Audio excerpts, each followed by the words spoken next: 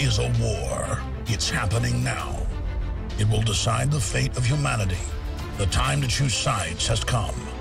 We are the resistance. We are the InfoWar.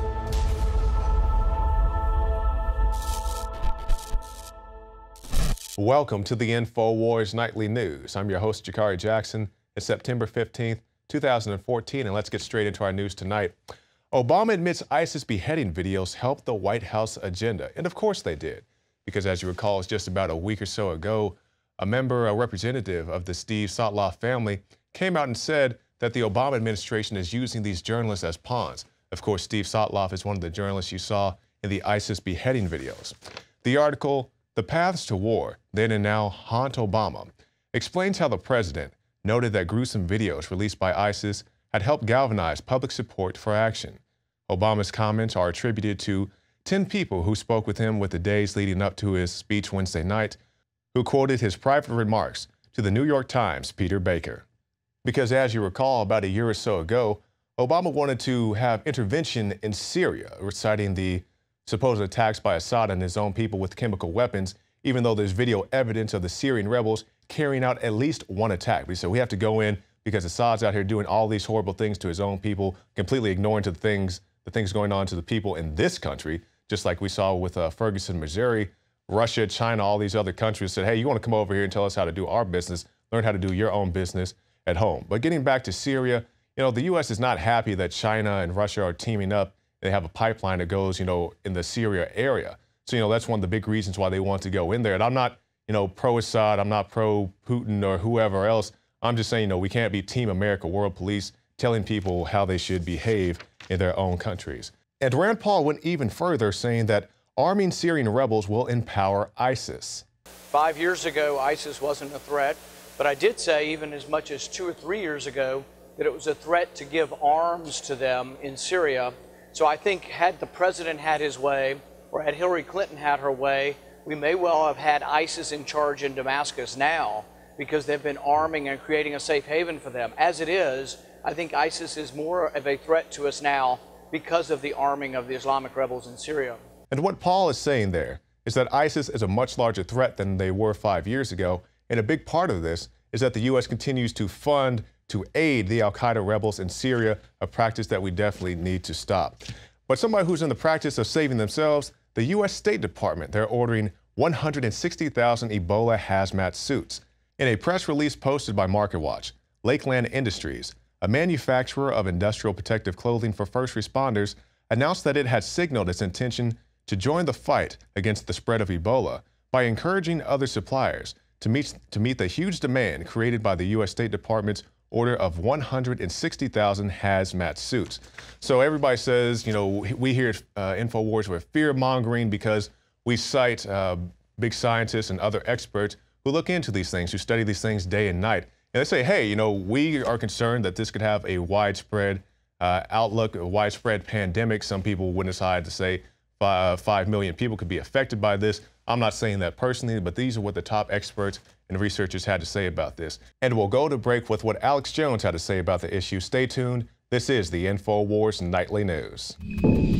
Ladies and gentlemen, we are live and broadcasting worldwide. Thank you so much for joining us on this September 15th, 2014 worldwide transmission. I am your host, Alex Jones. Obviously, the Ebola story is really starting to get huge and is incredibly important. They estimate more than 20,000 people, very conservative number, have Ebola right now in Africa as it exponentially spreads across the continent. And we have this story by Paul Joseph Watson at INFOWARS.com that's top linked on DrudgeReport.com. U.S. State Department orders 160,000 Ebola hazmat suits. Paul Watson co-hosted the Sunday show last night. And I heard him breaking this down. He has the article out today. Bulk purchases prompts concerns about spread of deadly epidemic. Continuing, CDC issues Ebola checklist. Now is the time to prepare. That story is also on Drudge. The Centers for Disease Control and Prevention warned hospitals and doctors that now is the time to prepare has issued a 6-page Ebola checklist to help healthcare workers quickly determine if patients are infected. While the CDC does not believe there are any new cases of Ebola in the United States, the assumption is the checklist is that it is only a matter of time before the virus hits home. For example, one part reads, encouraging healthcare personnel to use a buddy system when caring for patients. Another recommends a process to report cases to top officials. And it goes on. The checklist has been distributed to major hospitals and even little ones, including Urgent Center in Leesburg, Virginia. And that dovetails again with our article directly from the FedBiz website that they have ordered the 160,000 Ebola hazmat suits for Ebola. Bulk purchase prompts concerns about spread of deadly epidemic. That's also being reported by Fox News. The U.S. State Department has ordered 160,000 hazmat suits for Ebola, prompting concerns that the federal government is anticipating the rapid spread of a virus that has already claimed an unprecedented number of lives. In a press release posted to MarketWatch, Lakeland Industries, a manufacturer of industry protective clothing for first responders, announced that it had signaled its intention to join the fight against the spread of Ebola by encouraging other suppliers to meet the huge demand created by the U.S. State Department ordering 160,000 hazmats. And they've put out other similar purchase orders, again, on the FedBiz Ops website. With the U.S. State Department alone putting out a bid for 160,000 suits, we encourage all protective apparel companies to increase their manufacturing capacity for sealed seam garments so that our industry can do its part in addressing this threat to global health. And it just goes on from there. I'll read more when we come back from break. But this is pretty frightening information. Friday, we covered the articles. In fact, will you guys re-pull those out of the stack? Where top virologist out of Germany, top World Health Organization virologist, and others are saying millions are infected. Millions more will be infected. And that they believe 5 million will die. I'm not saying any of that. A month ago, or more than a month ago, back on August 4th, we talked about public documents that governments have believed for 2 years that airborne is becoming somewhat airborne. Not extremely airborne, but can survive in the air long enough to be transmitted. And we know it's gestating longer, so that's why there's undoubtedly also carriers that are immune or resistant, but that the viral titer stays high in, according to the medical literature I've read. Celebrate the spirit of freedom and liberty upon which our nation was founded at InfoWarsShop.com. Molon Lave is ancient Greek for come and take it. This popular design combines both classic Greek Spartan imagery with modern M16 assault rifles. Now available in women's tees and proudly made in the USA. Celebrate the spirit of 1776 with the George Washington brass belt buckle or this incredibly sharp-looking 1776 hat. Badass. And be sure to check out the new arrivals at InfoWars Life, where you can prepare your body to perform at peak levels with Survival Shield Nascent Iodine, Super Male Vitality, and Fluoride Shield. And wake up, America. Immune Support Blend is the healthy choice for the gourmet coffee lover. So get incredibly high-quality, freedom-based products and help fund the revolution at InfoWarsShop.com.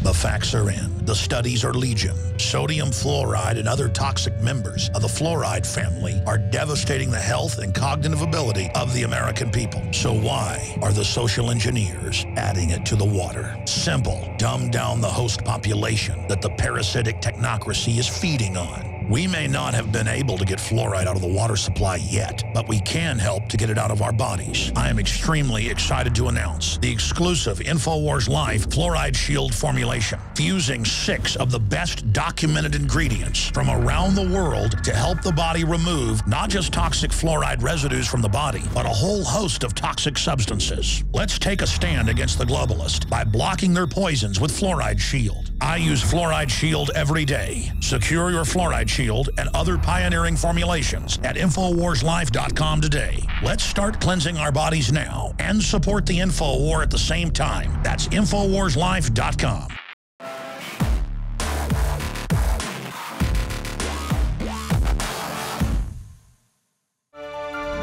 And welcome back. In this next segment, we will focus on the actions of Big Brother. New ID system causes week of outage for background check system. Last weekend, the FBI implemented the next generation identification system, a $1.2 billion biometric system that recognizes facial features, scans irises, and reads palm and fingerprints to identify individuals, to replace the sole fingerprint system. The change has impacted a database within the NGI called the Interstate Identification Index. And you say, well, what's wrong with that? Don't you want the FBI to identify these bad boys and girls? Well, here's the issue with this. On 9 occasions this week, the National Instant Criminal Background Check System reported outages that delayed the completion of checks for customers shopping at a licensed gun dealer, which basically means to say, if you went into a gun shop this past weekend or over the past week, you may have encountered some static when you went to go through your background check system, and hey, you just found out that it wasn't working that day. The outage times range from several minutes to several hours, but if you needed to purchase a firearm during one of those outage times, you were just out of luck. Hopefully these are just temporary outages and the FBI can get these things sorted out sooner than later. Yahoo wants to scan user emails to figure out which apps to recommend. Then, in the same way that Pandora recommends songs based on the songs that users like to listen to most, Yahoo will recommend new apps for that Yahoo Mail user, which is to say they're reading your emails and they now admit it. This for everybody who says they're not reading your emails. That's just a conspiracy theory. Yahoo admits it. Google admits that you have no reasonable expectation of privacy. Verizon has gone a step further. They said, we're spying on you, but we'll give you free goodies if you don't make a big stink about it. So yes, they are tracking what you do. They are reading your emails and so forth. And you may say, a very popular answer, I don't have anything to hide. You may not be Scarface, but you can ask Kate Upton. I'm sure she never robbed a bank, but she had a few pictures that she didn't want to get out on the internet reportedly. Same thing with Jennifer Lawrence. I'm sure she wasn't moving more dope than Rick Ross, but she had a few images that she didn't want to get out there on the internet reportedly. So you have to be careful about these things, especially when you go online, your phone, your computer, whatever else, smart TVs. You have to be very careful when you use these devices. And Steve Jobs knew this. And he said, because of all the things that go wrong with technology, I limit the amount of technology my kids can use at home. Steve Jobs to his kids, don't use iPads. A piece entitled Steve Jobs Was a Low-Tech Parent discusses how the late Apple CEO refused to allow his children to play with one of the company's most popular devices, the iPads. This is the story coming out of the New York Times. So your kids must love the iPad, the reporter asked Jobs. They haven't used it, he told the reporter. We limit how much technology our kids use at home. And it's not just the security aspects you have to be aware of. It's also people becoming so dependent on these technologies. And I'm sure you're like me, a lot of people are. You have a smartphone, and it's very convenient to do this or that on your phone or on your computer, but you try to limit your digital footprint, especially when it comes to confidential information. And also, kids being so enamored with these things. I've seen videos that you can watch on YouTube. The parents take away the iPad and the kid just freaks out. Or, this is a more forgivable offense, but it was notable. Video montages of kids on YouTube, and they get so used to scrolling on the iPad or the iPhone, they pick up a book or magazine and they're trying to scroll the pages of a magazine, but they find out it doesn't work like that. And those are, smaller children, but that's just an example of what could happen. And now we're talking about smaller children. So let's go real deep into what these small children are being taught. Schools to fingerprint students to monitor their diets. This is just more of the nanny state coming at you. The Express and Star reports students at Red Hill School in Stourbridge, England, will be fingerprinted in an attempt to reduce lunch lines and monitor pupils' diets. So there it is. It's for the good of the children. It's to monitor their diets. Now, let's contrast this. Okay, so you have the fingerprint scanner. And every time I go to the Texas DMV, or when I got my driver's license, you have to surrender your thumbprints here in the state of Texas, which I was not happy about at all. But you know, that's what it was. But when I went to get my driver's license, they had the little scanner, much like you saw in that article, and they spray it down and they wipe it off. So they're saying that the thumbprint scanner is supposed to be faster to get the kids through the line. Well, if you have to do that for each individual going to get their driver's license, and you have hundreds of kids with sticky fingers, they're eating candy all